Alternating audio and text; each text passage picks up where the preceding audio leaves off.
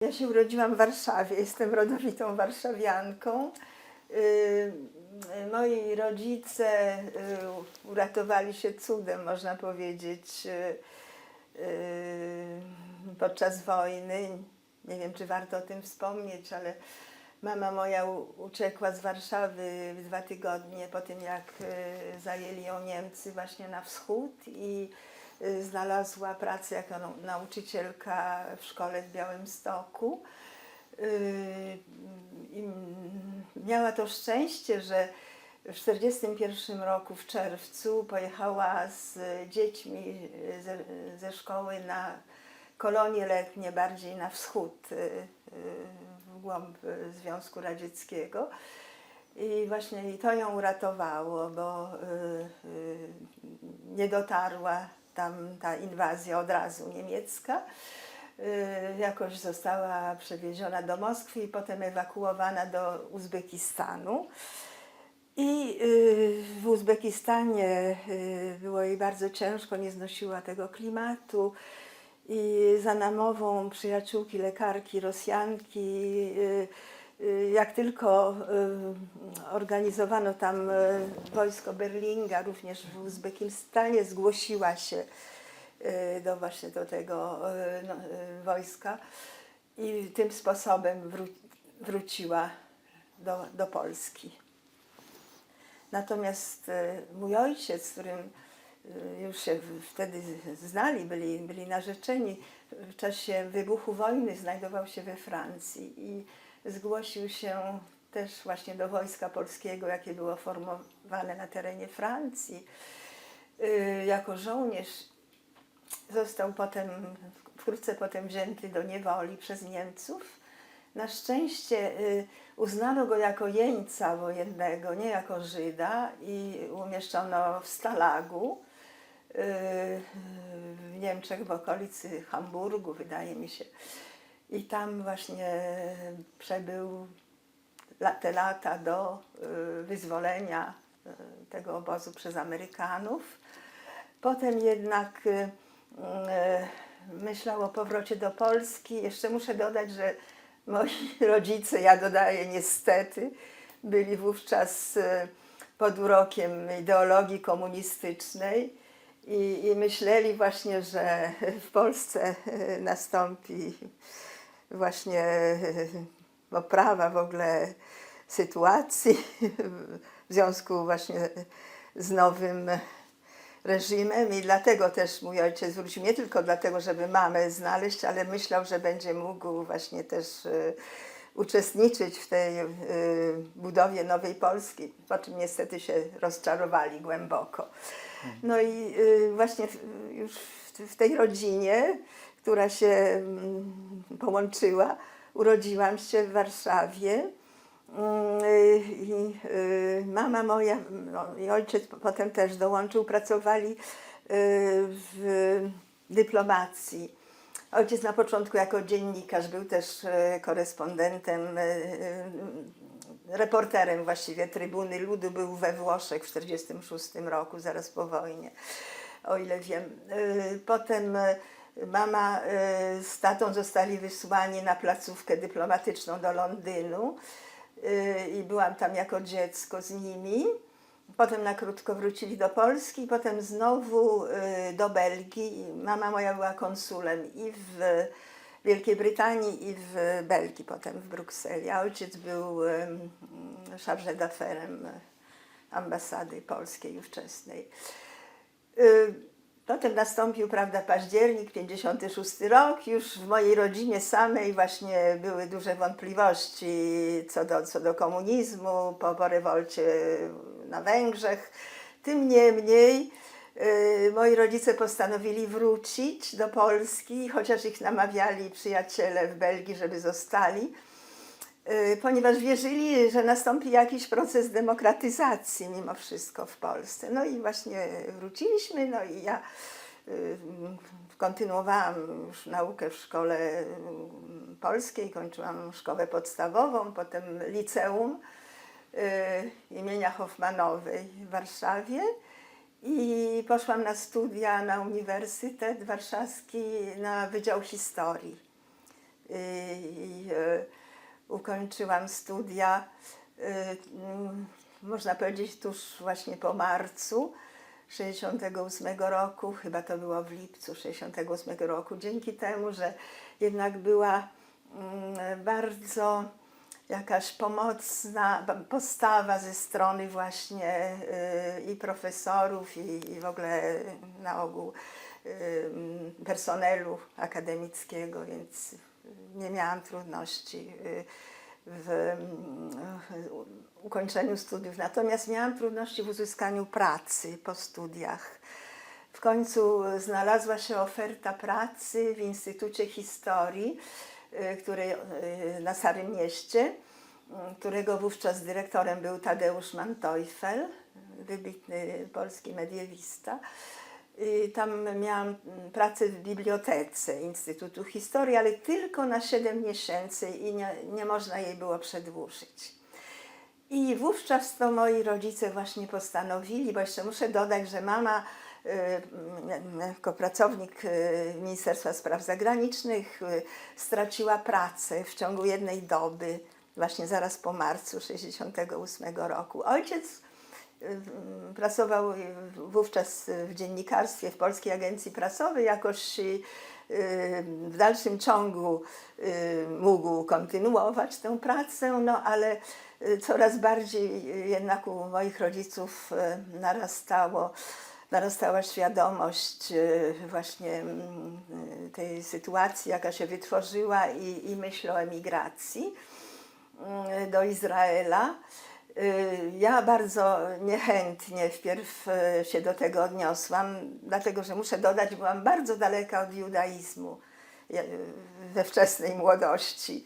Czułam się absolutnie Polką, chciałam być Polką 100%, nie chciałam naprawdę jakichś szczególnych powiązań z moim pochodzeniem. No ale z uwagi na to, że jednak dla mojej matki, dla ojca byłby to wielki ból, gdybym została sama w Polsce. W końcu zdecydowałam się również prosić właśnie o wyjazd na tych zasadach, jakie były wówczas ustalone przez władze, to znaczy trzeba było wyrzec się obywatelstwa i przy tym wszystkim, co za tym szło. A czy dorastając Pani wiedziała, że jest Pani Żydówką? Dowiedziałam się dopiero w wieku 11 lat. I to nie od moich rodziców, tylko od koleżanki zabaw, też Żydówki. Potem zapytałam się mamy, czy to prawda. Odpowiedziała mi, tak, to prawda, ale nic się nie zmienia. Chciałabym jeszcze dodać, że kiedy chodziłam do szkoły w Belgii, do szkoły w języku francuskim, tam była jedna nasza koleżanka, wyraźnie Żydówka, zresztą pochodząca też z Polski, i o niej inne dzieci mówiły cette juive po francusku, to znaczy ta Żydówka. I ja też zaczęłam powtarzać to za nimi i wtedy mama mi zwróciła uwagę, nie powinnaś tak mówić, bo w ten sposób podkreślasz różnice między dziećmi, a wszystkie dzieci są równe, ale nie powiedziała mi, że ja również miałam to samo pochodzenie. No i właśnie więc dowiedziałam się, ale no, postanowiłam dalej właśnie nie bardzo się nad tym zastanawiać i kontynuować moją postawę taka, jaka była, właśnie całkowicie czując się Polką. No a potem, muszę powiedzieć, u mnie nastąpiła przemiana, ale to dopiero we Włoszech, kiedy znalazłam się wpierw właśnie w tranzycie we Włoszech, bo nie chciałam pojechać do Izraela również z tego powodu, że byłam tak daleka od judaizmu, więc właśnie moi rodzice z bratem tam się udali, a ja zostałam w Rzymie i prosiłam o wizę właśnie emigracyjną do Francji, ponieważ znałam dobrze francuski, miałam też krewnych i właśnie myślałam, że to będzie jakoś najbardziej właściwy wybór. Natomiast Francja mi odmówiła tej wizy wjazdowej, no i postanowiłam spróbować zostać we Włoszech, co też nie było łatwe. Prosiłam o azyl jako uchodźca na pierwszy raz mi odmówiono, potem na szczęście przy ponownym podaniu udzielono mi tego azylu, no i jakoś się tam zdołałam mimo wszystko przystosować i znaleźć z biegiem czasu stabilizację. I właśnie też jakoś stopniowo zaczęłam się zbliżać do judaizmu, ale muszę przyznać, że głównie dlatego, że w samych Włoszech nie czułam w stosunku do żydostwa takiego podejścia w jakimś sensie pogardy czy nienawiści, a raczej uznania. Wówczas, powiedzmy sobie w latach 70., 80. Teraz niestety sytuacja się bardzo zmieniła na niekorzyść, bo właśnie w związku z wojną w Gazie bardzo niestety wzrósł antysemityzm, który we Włoszech był bardzo słaby, chociaż w okresie faszystowskim w 1938 roku Mussolini wprowadził te ustawy rasistowskie, antyżydowskie, no ale po wojnie naprawdę było poczucie pełnego bezpieczeństwa, akceptacji. No i właśnie w miarę tego, co się działo, zaczęłam się zbliżać do judaizmu. No i teraz nawet jestem członkiem takiej właśnie wspólnoty wyznaniowej Reform, która jest dosyć jeszcze słaba we Włoszech, bo przeważa jednak właśnie ta gmina ortodoksyjna.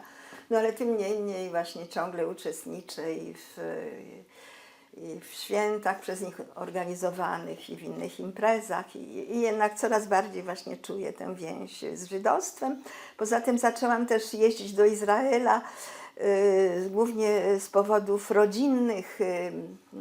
Niestety moi rodzice bardzo się rozchorowali, więc musiałam im być pomocna i zaczęłam też widzieć Izrael w innych barwach i nawet też w pewnym sensie przywiązałam się do tego kraju. No, teraz jest znowu sytuacja szczególna, więc naprawdę bardzo skomplikowana i też podejście do sytuacji w Izraelu też nie jest łatwe. Już nie mogę powiedzieć, że w pełni tak jestem za obecną właśnie polityką, za obecnym rządem, ale w każdym razie czuję, że ten kraj jest mi bliski. To na pewno, to na pewno. A czy, bo chciałbym wrócić do marca, żebyśmy trochę może bardziej tak szczegółowo o tym porozmawiali i chciałem zapytać, czy w ogóle przed marcem, jak pani mówi, że w wieku 11 lat dowiedziała się o swojej tożsamości żydowskiej, czy pani odczuwała w jakiś sposób odmienność, nie wiem, swojego środowiska, swojej rodziny, czy w ogóle... Może tylko w tym sensie, że nie obchodziliśmy świąt religijnych, ale na przykład w moim domu obchodziło się Boże Narodzenie wraz z choinką, co w ogóle na przykład wśród Żydów włoskich to jest nie do pomyślenia na przykład, a w Polsce jednak tak było, więc naprawdę byliśmy jak gdyby całkowicie zintegrowani. Przynajmniej ja. Nie wiem jak mój ojciec chyba już jednak przeżywał jakiś proces właśnie powrotu do tej tożsamości, którą znał z dzieciństwa, z młodości, ale ja nie, ja absolutnie. Dla mnie to był naprawdę jakiś nieoczekiwana jakaś burza, piorun, to co się stało w marcu 1968 roku. Wtedy zaczęłam odczuwać niestety właśnie tę różnicę. Nie tyle właśnie, jak mówiłam, ze strony środowiska profesorów i środowiska akademickiego, ale niestety wśród niektórych moich przyjaciół, przyjaciółek. jedna moja bardzo bliska przyjaciółka się oddaliła ode mnie wtedy. Właśnie zaczęła mi wygłaszać takie właśnie mowy, jak to, że powinna być proporcja asystentów żydowskich na uniwersytecie w stosunku do liczby ludności żydowskiej w kraju, więc tego typu rzeczy. Jak gdyby ta propaganda jednak przenikała do wielu ludzi. No i potem właśnie, kiedy już też pracowałam w Instytucie Historii, w bibliotece, też były takie momenty, na przykład przyszedł jeden z zewnątrz czytelnik i właśnie zwrócił się do mnie: pani naprawdę wygląda na południową francuskę, na Włoszkę, ale w rzeczywistości wygląda pani na Żydówkę. No już wtedy jednak coś we mnie powstało, jakieś poczucie tożsamości. Powiedziałam: no i tak, ma pan rację, oczywiście, jestem nią. I już potem, kiedy się zdecydowałam na wyjazd razem z rodzicami, potrzebne były pewne dokumenty z miejsca pracy.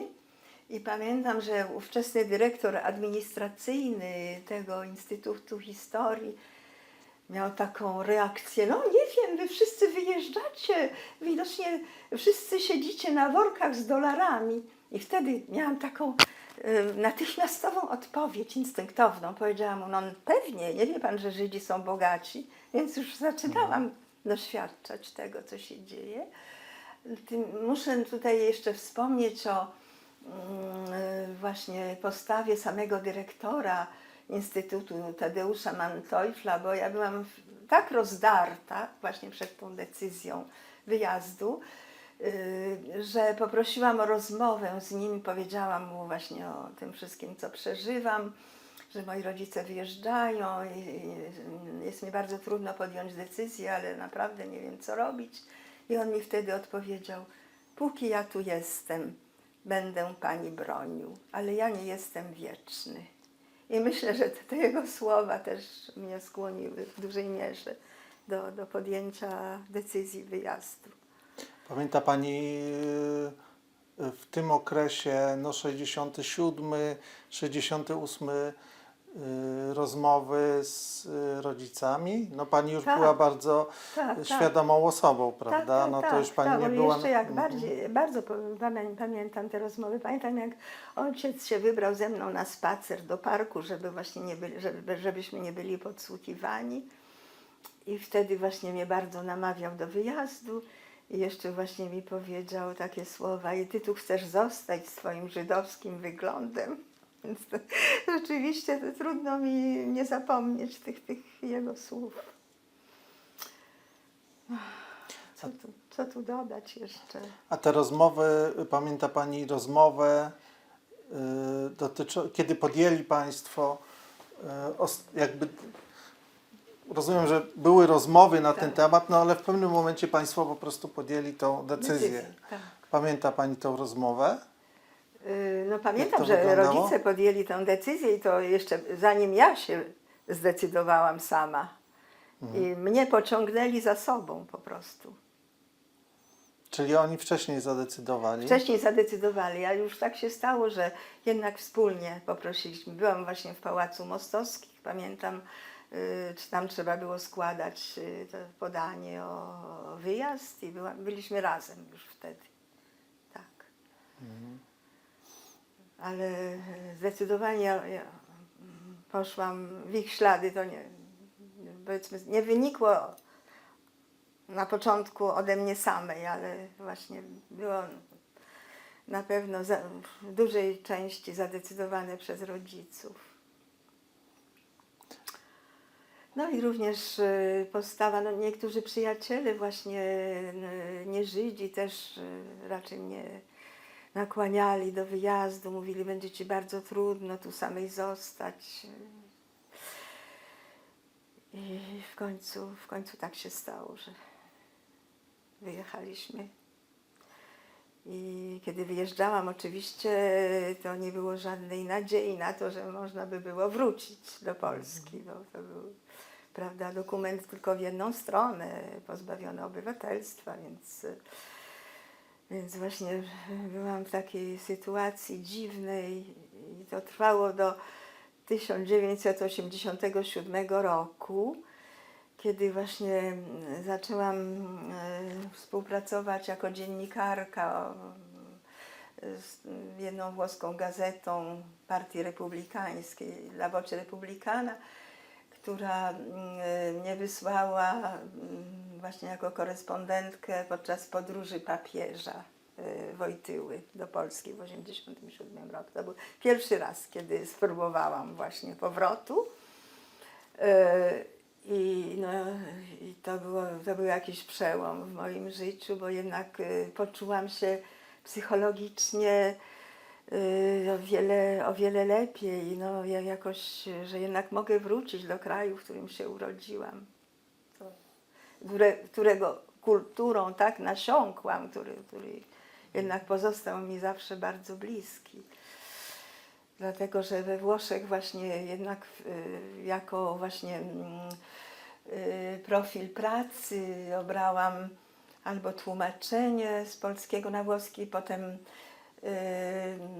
zostałam się tłumaczką nawet władz włoskich podczas spotkań z ich odpowiednikami polskimi. Potem uczestniczyłam nawet w wyjazdach oficjalnych. Byłam na przykład z prezydentem Włoch Francesco Cossiga w Polsce w maju 1989 roku, dosłownie na miesiąc przed przełomem.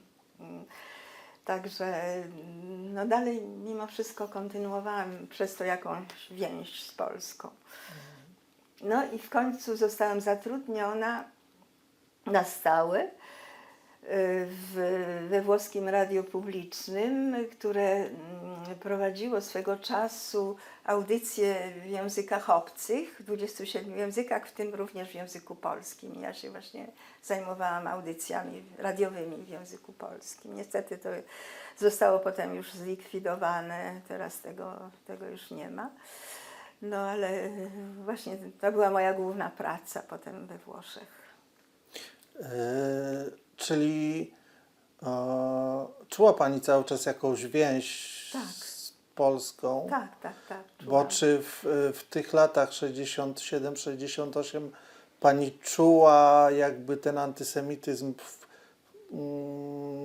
No często mówi się, że on był odgórnie jakby zainicjowany, ale czy czuła Pani, że Czułam, że społeczeństwo to podchwytuje? W pewnym sensie tak, niestety. Na przykład pamiętam, że byłam na jakiejś właśnie takiej zabawie, prywatce, jak się to wtedy nazywało, i nagle jedna z uczestniczek tego przyjęcia mówi: nie wiecie, czy są jakieś wolne miejsca po sionistach, bo właśnie potrzebuję pracy, muszę znaleźć pracę, więc to mnie też bardzo jakoś zafrapowało wtedy. Jednak no tak, czułam, że się zmienia mimo wszystko u wielu osób postawę.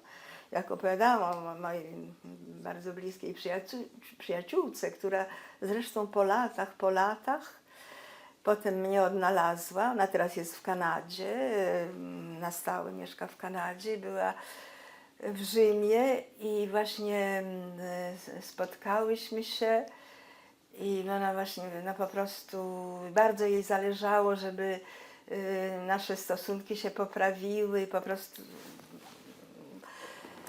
powiedziała mi, jak bardzo sobie zdała sprawę z biegiem lat nad błędem właśnie, jaki popełniła wówczas, że się ode mnie oddaliła. No i teraz jesteśmy w jak najlepszych stosunkach, więc no, czułam to, oczywiście czułam. Bo czy Pani wtedy, ale też to dotyczy Pani rodziców, czy Państwo mieli znajomych, którzy byli polskimi Żydami, osób, Tak. które były w podobnej sytuacji? Jak najbardziej, Tak? jak najbardziej. Wielu właśnie ich przyjaciół też emigrowało. Tak. W głównej części do Izraela, również do Szwecji. Niektórzy nawet do Niemiec, co muszę powiedzieć, nie spotykało się to z aprobatą mego ojca, który był właśnie człowiekiem bardzo surowych zasad.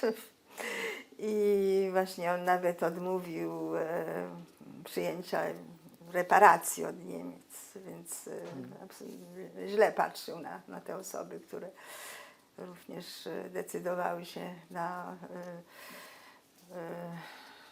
emigrację właśnie do tego kraju, do Niemiec. Właśnie ja sama muszę przyznać, już we Włoszech, kiedy miałam sytuację nie od razu łatwą przez wiele lat i byłam w pewnym sensie bezrobotna i otrzymałam ofertę pracy w niemieckim radiu publicznym Deutschlandfunk w redakcji polskiej. No i już ojciec mój wtedy nie żył. I też długo się nad tym namyślałam. W końcu zgodziłam się na tą pracę, ale nie była to również taka sprawa bardzo prosta. Współpracowałam z nimi 5 lat, póki nie dostałam wreszcie stałej posady właśnie w radiu włoskim. Bo pani rodzice wyemigrowali do Izraela. Tak. A dlaczego rodzice chcieli wyemigrować do Izraela? Czy tam państwo mieli rodzinę jakąś? Mieli czy... rodzinę, ale też pamiętam, że mój ojciec mówił już, chce przestać być tym właśnie wędrującym Żydem, chce osiąść na stałe w mojej ojczyźnie. Właśnie to była główna. On stał się jakimś bardzo właśnie przekonanym patriotą izraelskim. Moja mama osobiście może by wolała jednak osiąść w Europie. Ona miała takie podejście może bardziej luźne. Poza tym jeszcze była też kwestia mego brata. Mój brat miał pewne problemy ze zdrowiem psychicznym, a w Izraelu znajdował się przyjaciel rodziców, psychiatra bardzo dobry, który zresztą też wyemigrował, był z Polski w 1957 roku. Mojżesz Mazur, nie wiem, czy pan słyszał. No i mieli nadzieję, że właśnie pomoc tego psychiatry okaże się bardzo skuteczna. I rzeczywiście pomógł mojemu bratu, tym niemniej niestety zmarł wkrótce, także no, właśnie ta bardzo kompetentna, dobra pomoc okazała się niestety zakończona. No ale już tak się stało, że osiedli w Izraelu i muszę powiedzieć, mój brat, który absolutnie w przeciwieństwie do mnie, u niego nie rozbudziły się żadne jakieś pragnienia nawiązania do tradycji religijnych. Ja na przykład zapalam świeczki co piątek wieczór. On absolutnie nie, ale właśnie w Izraelu to, co moim zdaniem zyskał psychicznie, nie czuje się tam zagrożony. On się czuje właśnie zupełnie od strony antysemityzmu spokojnie już. Oczywiście nie mówiąc o tym, co teraz się dzieje, prawda, sytuacja szczególna tej wojny w Gazie. No, on już jest w tej chwili na emeryturze, także też jest w pewnym sensie na marginesie społeczeństwa, więc nie czuję tego tak bezpośrednio, ale zyskał na tym, że przestał się czuć zagrożony właśnie jako Żyd w Izraelu, co jednak on czuł w Polsce, może nawet bardziej niż ja.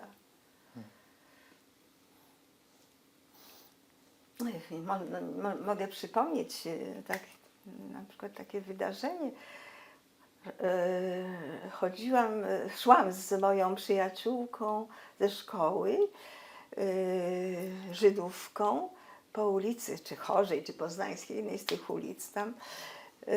I nagle zaczęli krzyczeć chłopcy za nią: Żydówa, Żydówa, bo ona miała tak zwane te tradycyjne rysy stereotypowe, powiedzmy sobie, bardziej semickie niż nawet ja.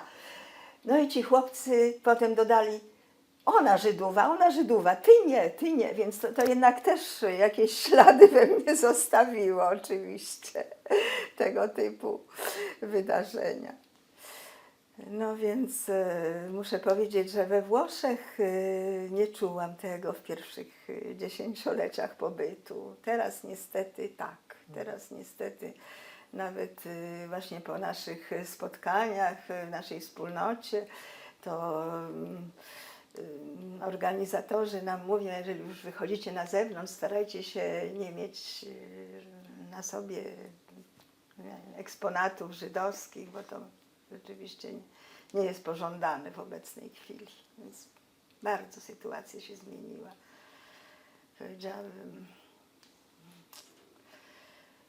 Także nawet dla mnie zaskoczeniem było to, co się stało na koncercie.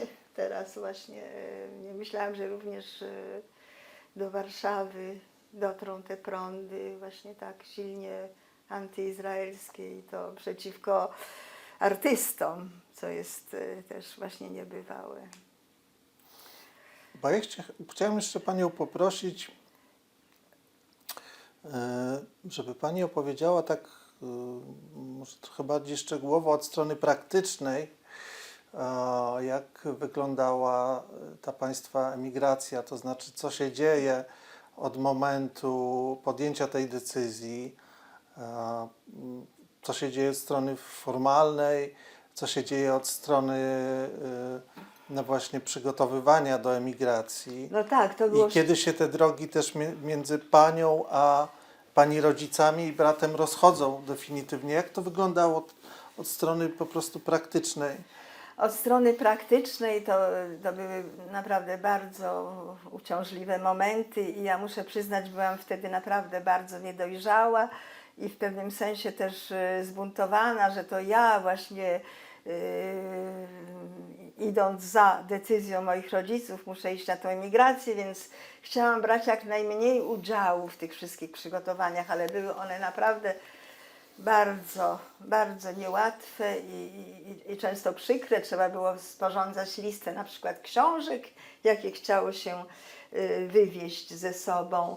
Była określona ilość bielizny pościelowej, jaką można było ze sobą zabrać. No, niektóre bardziej wartościowe rzeczy trzeba było zostawić w Polsce. Myśmy na przykład mieli pianino Bechsteina, i rodzice musieli je sprzedać po niskiej cenie, żeby właśnie, no, żeby móc wyjechać. Także to było naprawdę bardzo, bardzo przykre. Wyjechaliśmy pociągiem z dworca gdańskiego do Wiednia. Tam na dworcu nas jednak żegnało wielu przyjaciół. Muszę powiedzieć, że nawet mam zdjęcia, zostawiłam je niestety w domu. Nie pomyślałam. I dojechaliśmy do Wiednia i we Wiedniu nastąpiło to ostateczne rozłączenie z rodzicami.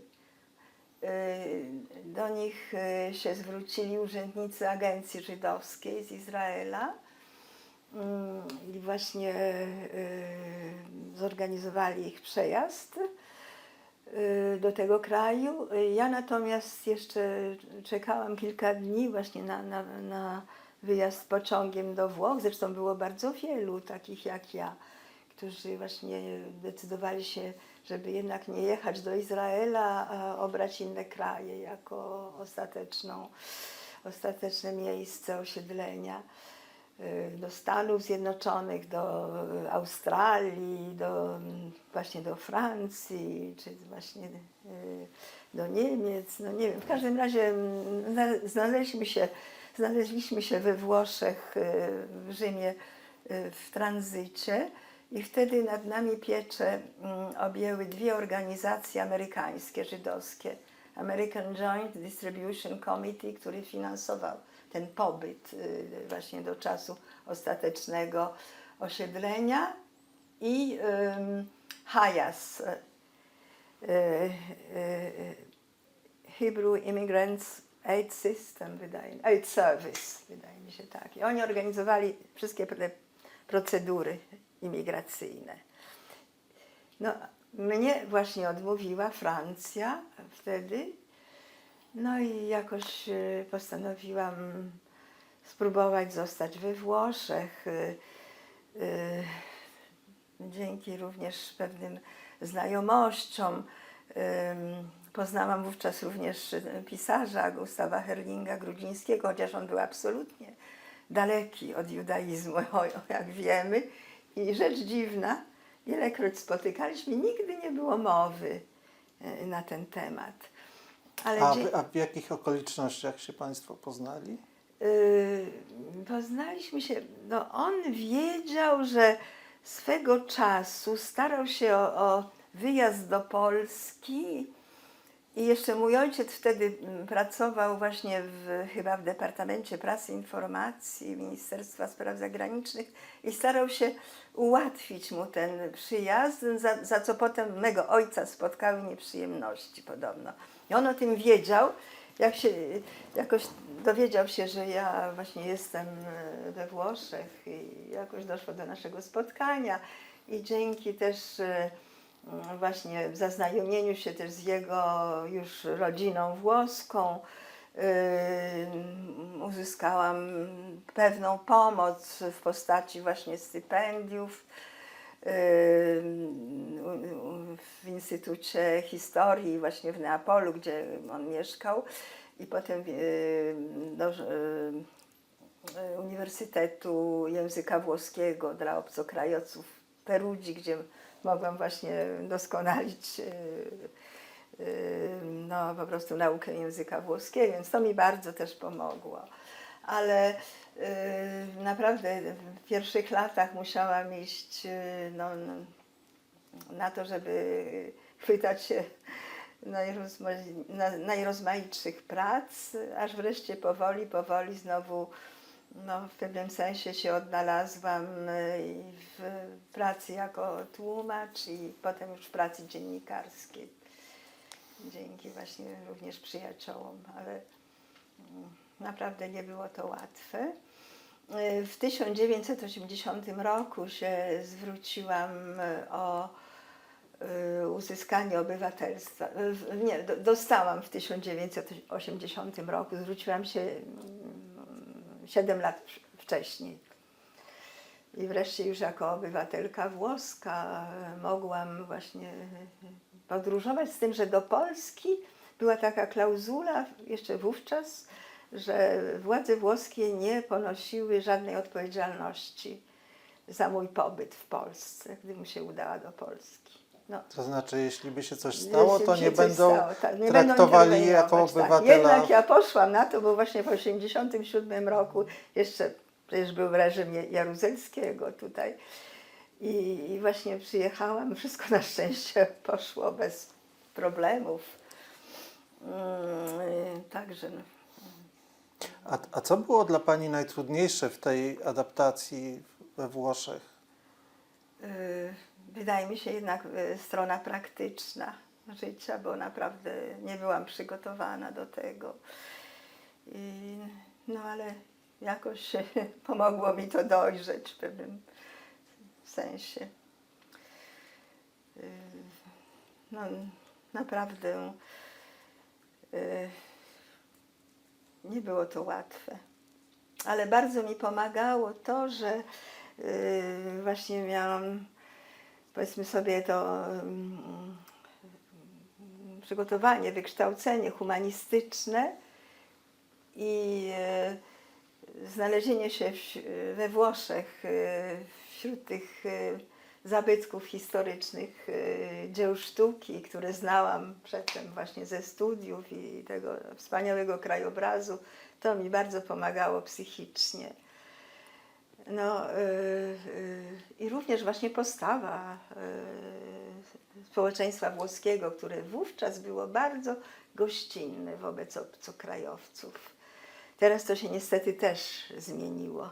Jest wiele ksenofobii, ale wówczas to naprawdę w pierwszym rzędzie rzadkością było, żeby obcokrajowcy postanawiali osiedlać się na stałe we Włoszech i byli bardzo otwarci na przyjęcie, więc właśnie To też mi bardzo pomogło.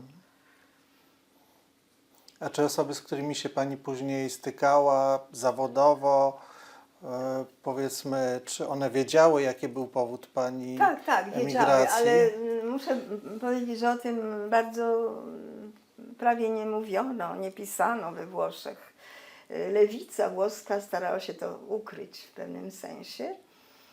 I tak, ale wiedzieli, tak, wiedzieli Włosi, chociaż to przyjmowali z wielkim zdziwieniem, właśnie, że doszło do czegoś,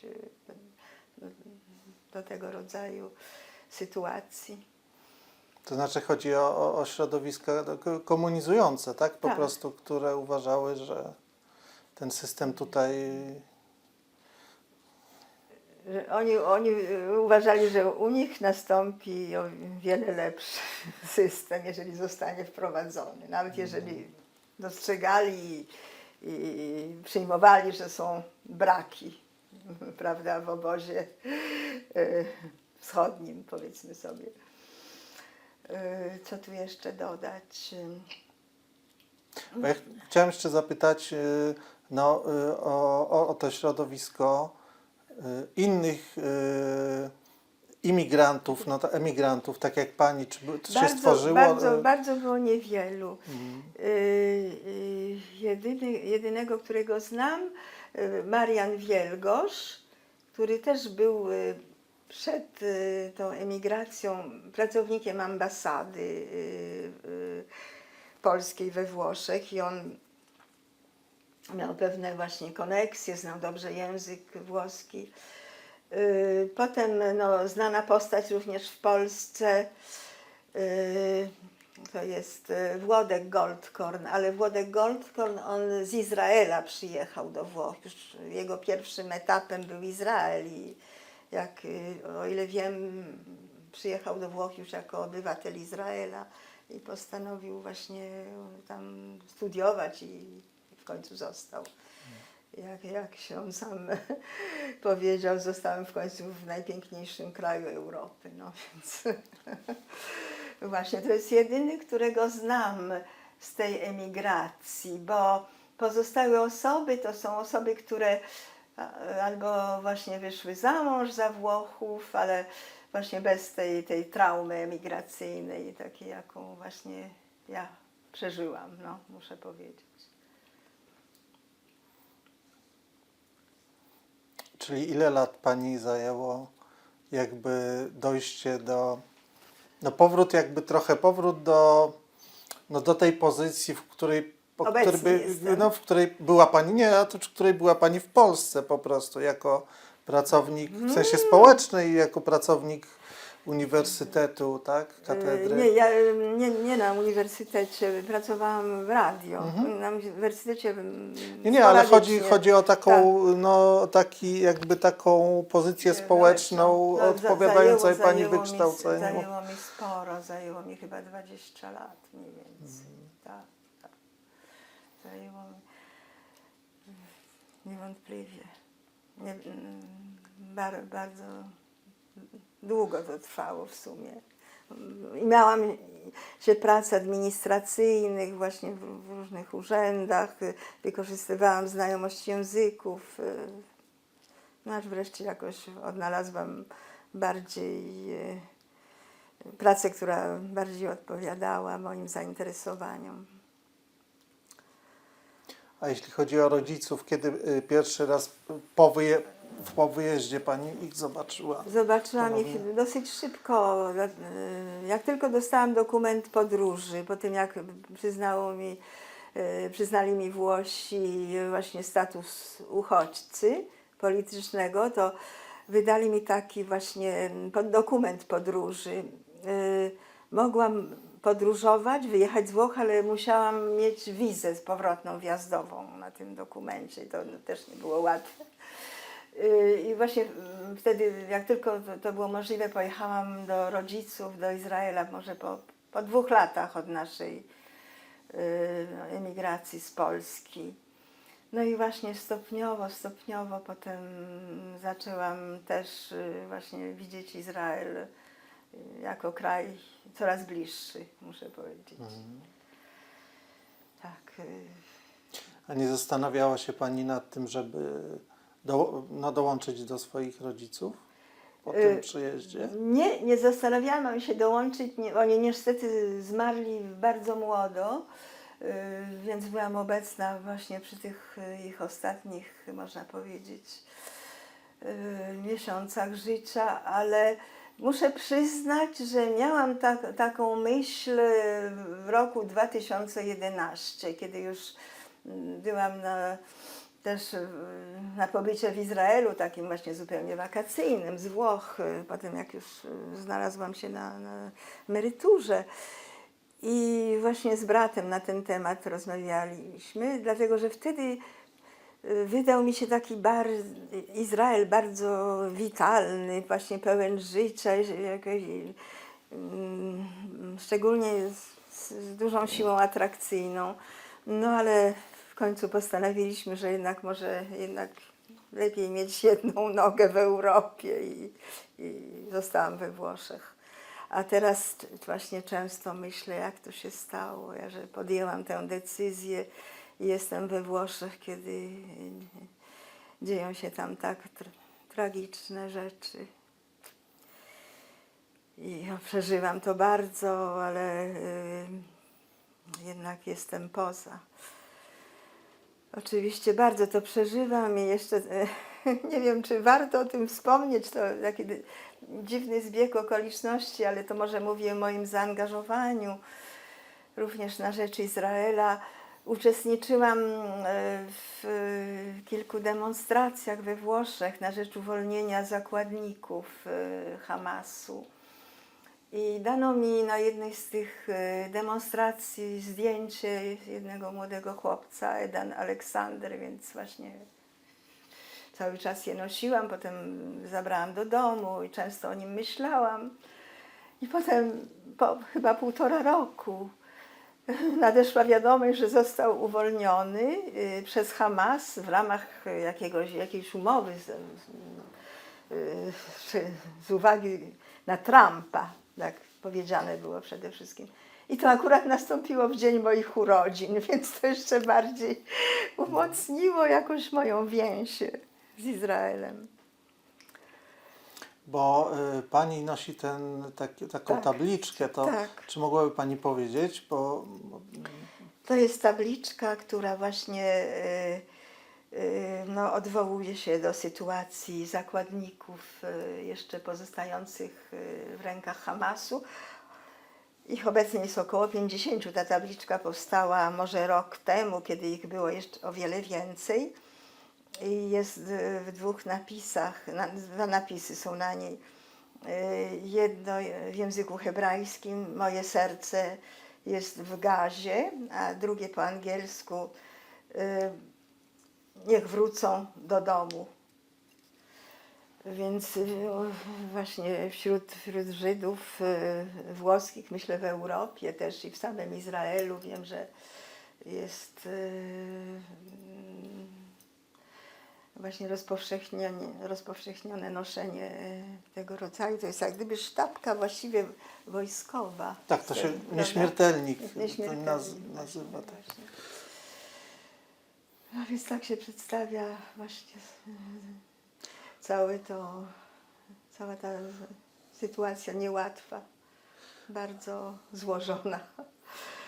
No ale jednak to, co czuję, to również więź z Polską, więc właśnie kiedy tu wracam, ostatni raz byłam 8 lat temu i teraz to jednak naprawdę czuję, że to jest miejsce, w którym mam korzenie i właśnie czuję się jak gdyby jak w baśni w obecnej chwili, bo jakbym wróciła do kraju, którego sytuacja, jak wiadomo, była bardzo trudna. Przedtem z biegiem czasu coraz bardziej ulegała poprawie, no a teraz czuję, że jest naprawdę coś w rodzaju rozkwitu, przynajmniej jeśli idzie o życie codzienne, że naprawdę jest tak ułatwione, nie do porównania z tym, co pamiętam.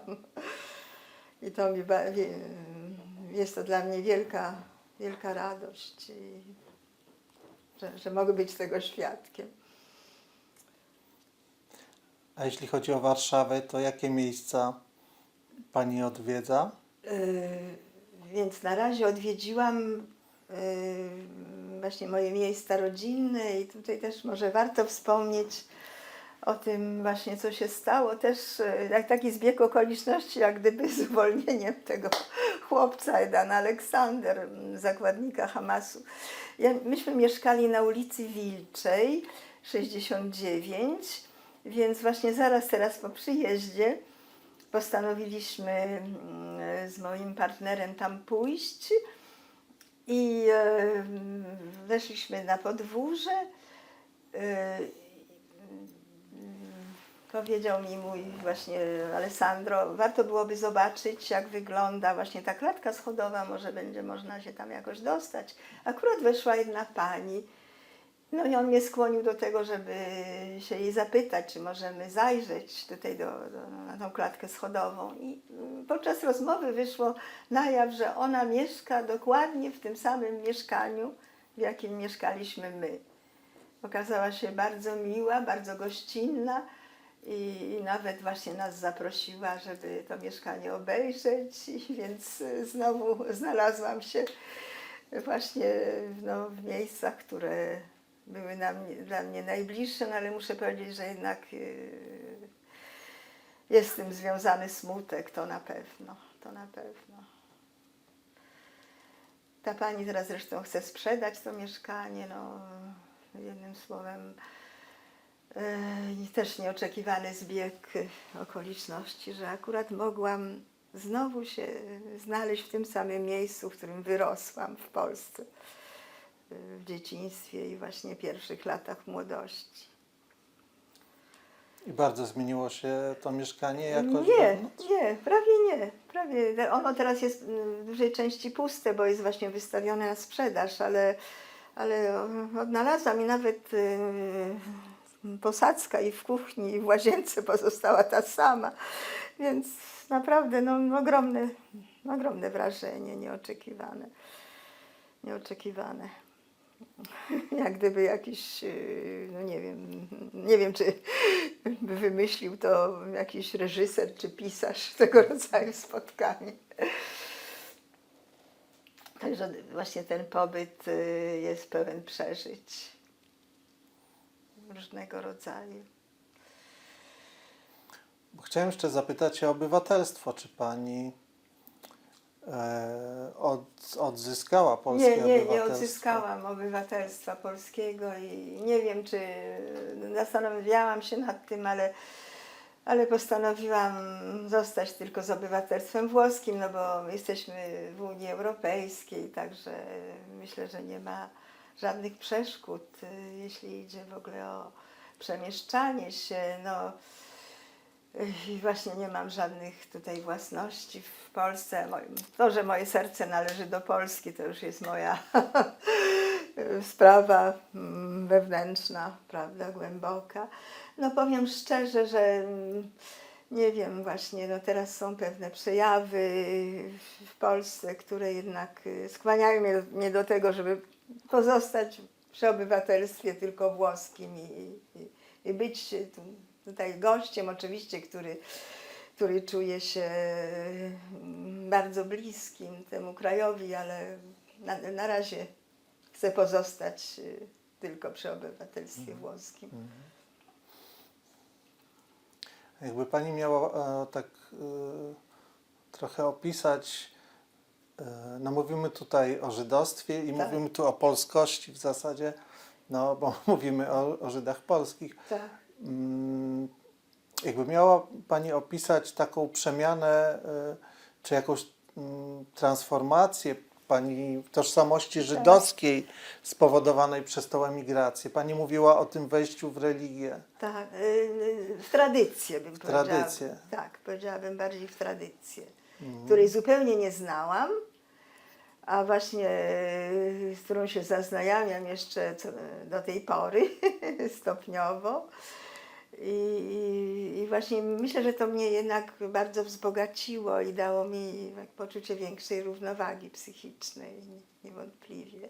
Jednocześnie nie rezygnując z tego, co wiem o kulturze polskiej, starając się również kultywować właśnie moją więź z kulturą polską, więc właśnie powiedzmy sobie wielowymiarowo jakoś żyję, jak to określić. A czy uczestniczy Pani, gdzie Pani w ogóle mieszka we Włoszech? W Rzymie, mieszkam w Rzymie i tak, uczestniczę właśnie w życiu tej wspólnoty progresywnej Reformy, w świętach.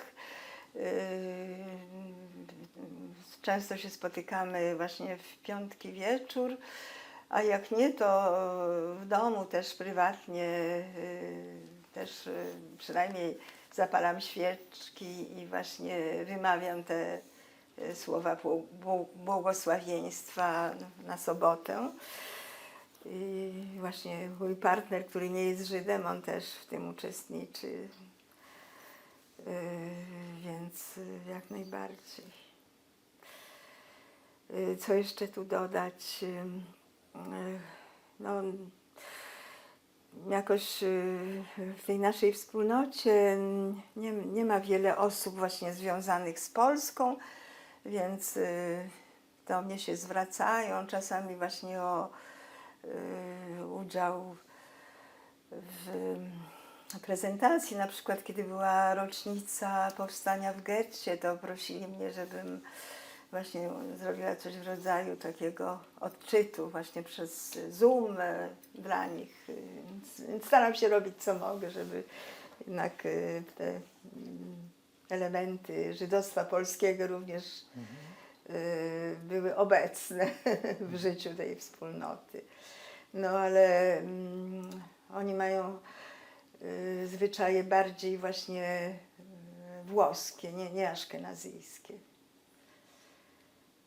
No więc siłą rzeczy ja jestem tak właśnie pomiędzy, no nawet może lepiej w tej chwili znam te zwyczaje aszkenazyjskie niż, włoskie niż aszkenazyjskie, ponieważ w Polsce nie wyrosłam w tej tradycji. Właśnie byłam wtedy daleka od judaizmu. No.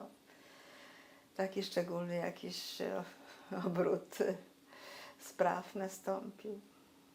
A jeśli chodzi o rodziców, czy oni, bo oni byli bardzo, jak rozumiem, laiccy.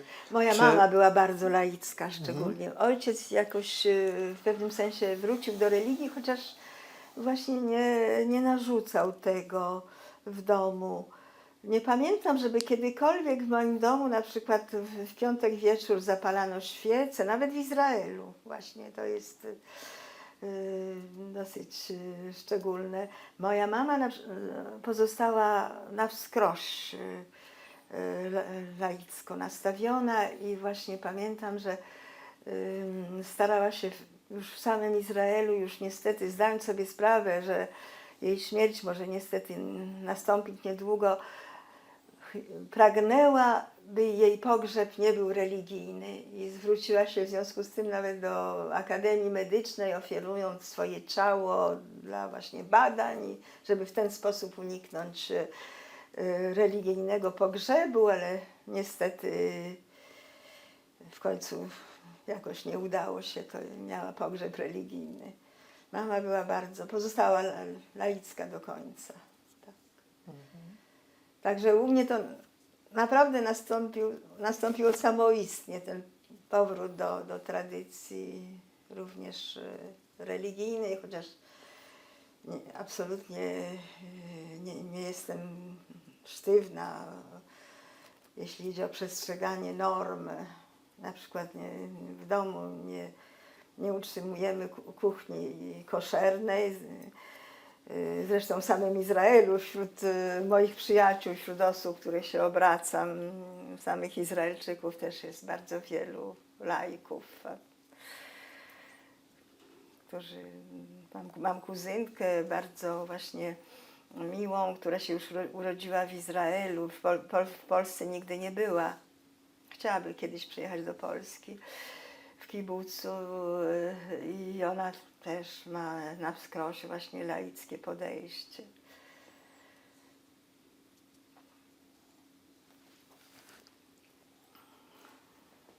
Bo ja chciałem jeszcze trochę dopytać w zasadzie o to, czy po wojnie Państwo mieli jeszcze jakichś innych członków rodziny. Wielu zginęło. Moja mama odnalazła swego brata, ale chyba w 10 lat już po wojnie dopiero. Ojciec też miał brata, który wyemigrował jeszcze w 1957 roku do Izraela, ale potem się przeniósł do Stanów Zjednoczonych. No i dalszą rodzinę mamy właśnie we Francji, i również w Stanach Zjednoczonych i w samym Izraelu. Ale właśnie ta najbliższa, zwłaszcza jeśli idzie o dziadków, ja zupełnie wyrosłam bez tego, żebym w ogóle czuła, co to znaczy mieć dziadków, dziadka i babcię. I niestety muszę powiedzieć, że bardzo mało mi mówili rodzice na ich temat.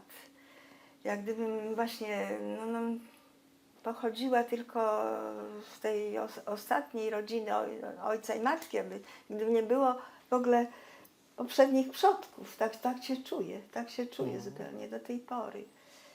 I tylko dzięki właśnie rodzinie, która jest w Stanach, która jeszcze wyemigrowała na długo przed wojną, i to jeszcze pamiętam tyle tylko to ze strony ojca, że jego mama miała nazwisko Rosenzweig, tak jak nazywają się oni, ale tak to właśnie nic nie wiem na ich temat. Właśnie to mnie też boli. To mnie też boli. Ale to były rodziny warszawskie, jak rozumiem. Rodzina mojej mamy pochodziła z Kielecczyzny, z miejscowości Włoszczowa. Ona sama się urodziła w Łodzi, ale jako malusieńkie dziecko została przeniesiona do Warszawy, wyrosła właściwie jako warszawianka. A ojciec tak z Warszawy absolutnie, albo jego przodkowie z okolic Warszawy, może z Karczewia, jak się dowiedziałam ostatnio, że było to nazwisko Cywiak w Karczewie. A może Pani powiedzieć, jak się nazywali Pani rodzice i w którym roku się urodzili? Tak, oczywiście. Mój ojciec 5 stycznia 1913 roku miał na imię Józef Dawid, jak widziałam w jego świadectwie szkolnym, bo później nie używał tego imienia Dawid. I on jednak właśnie uczęszczał do liceum, gimnazjum, czy liceum, jak się to wtedy nazywało, żydowskiego, z językiem hebrajskim. Także on znał trochę hebrajski, co wyszło na jaw właśnie już podczas tej imigracji do Izraela. Natomiast moja mama urodziła się 21 marca 1916 roku i ona uczęszczała do szkoły wyłącznie z językiem polskim, więc właśnie zupełnie nie znała hebrajskiego.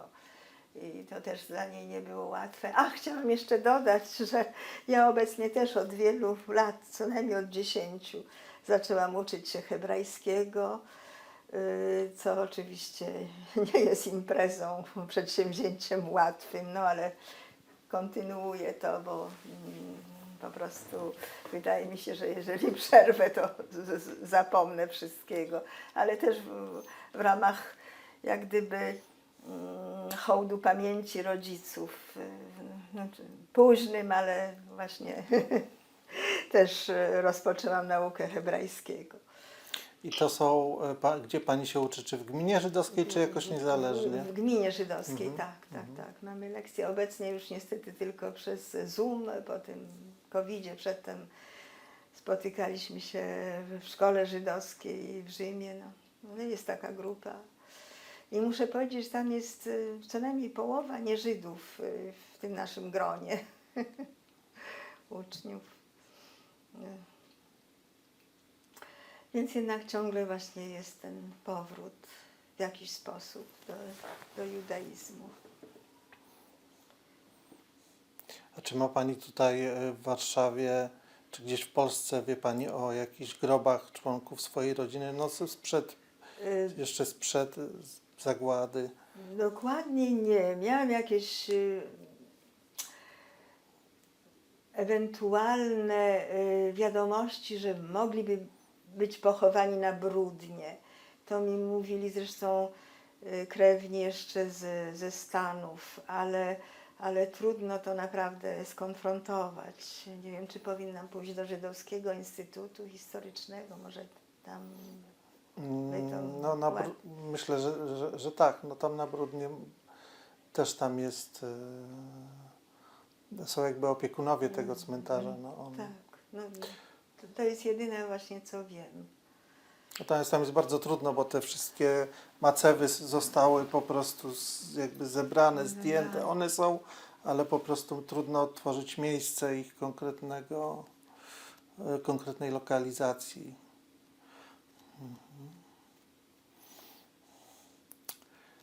O. No nie wiem, czy właśnie uda się to coś znaleźć. No już trudno. To, co wiemy, to wiemy.